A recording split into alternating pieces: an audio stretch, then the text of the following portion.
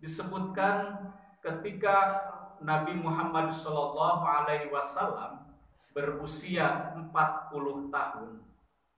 Nabi Muhammad SAW itu mendapatkan tanda-tanda akan menjadi seorang nabi, diawali dengan ru'yatus shadiqah, mimpi-mimpi yang benar.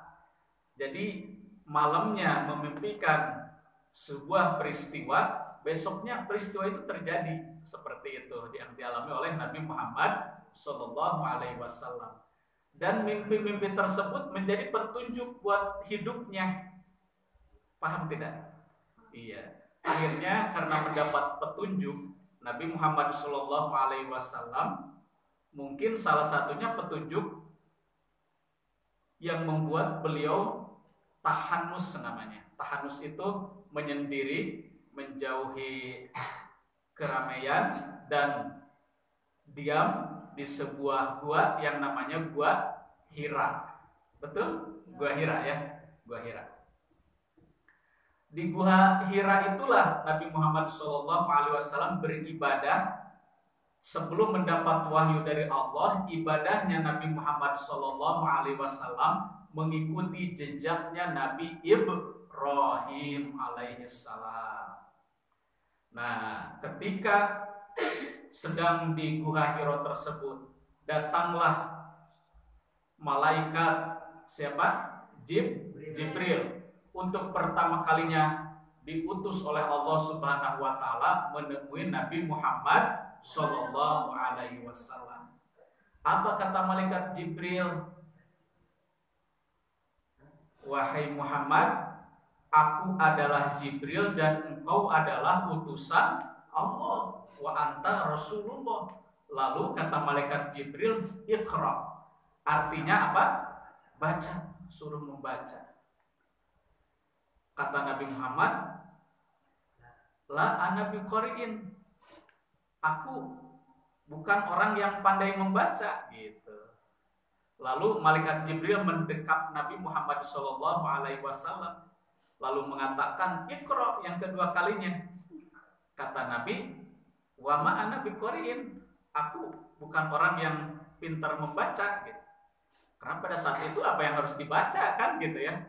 Nah ini salah satunya adalah bukan membaca tulisan saja, tapi nanti kedepannya Bismi rabbikal ladzi khalaq. Nah barulah Iqra yang ketiga. Iqra bismi rabbikal ladzi khalaq. Khalaqal insana min 'alaq. Iqra wa rabbukal akram. Alladzi 'allama bil qalam. 'allamal insana ma lam ya'lam.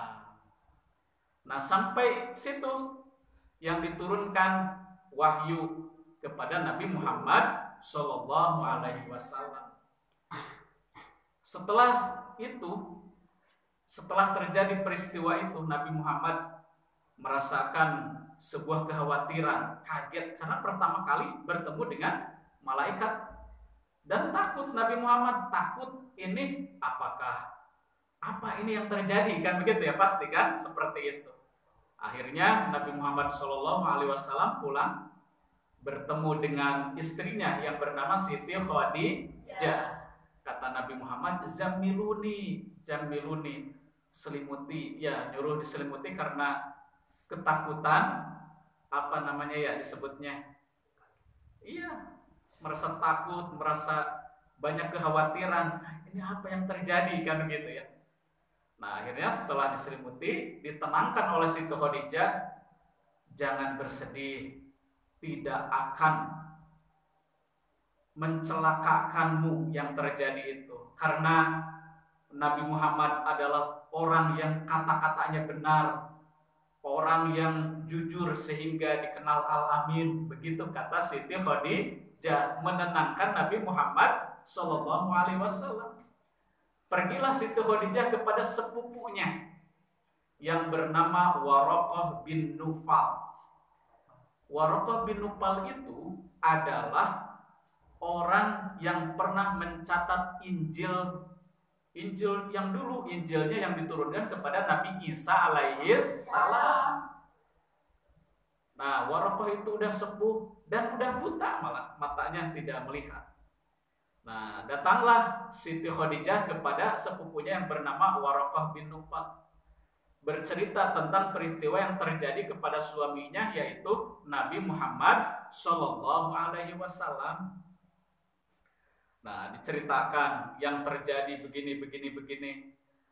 Nah, kata Warokoh, itu adalah namus bahasanya. Apa itu namus? Ini adalah sosok yang datang kepada Nabi Musa alaihi salam. Begitu kata Warokoh bin Nufal. Jadi Warokoh itu tahu ini adalah salah satu tanda akan datangnya Nabi di akhir zaman. Singkat cerita, pulanglah Siti Khadijah menceritakan kepada Nabi Muhammad SAW bahwa beliau bertemu dengan sepupunya yang bernama Warokoh, yang paham dengan Injil yang diturunkan kepada Nabi Isa alaihissalam, dan menceritakan seperti yang diterima oleh Siti Khadijah. Barulah Nabi Muhammad SAW mulai agak reda, agak tenang dari rasa ketakutan dan kekhawatirannya. Dan di lain waktu bertemu juga Nabi Muhammad SAW bersama Warokoh tersebut. Ketemu Nabi Muhammad mengucapkan salam kepada Warokoh bin Naufal, Assalamualaikum, dan dijawabnya oleh Warokoh, Waalaikumsalam, sambil memeluk Nabi Muhammad SAW. Apa kata Warokoh? Warokoh menceritakan bahwa engkau adalah nabi untuk kaummu. Untuk kaum apa tuh?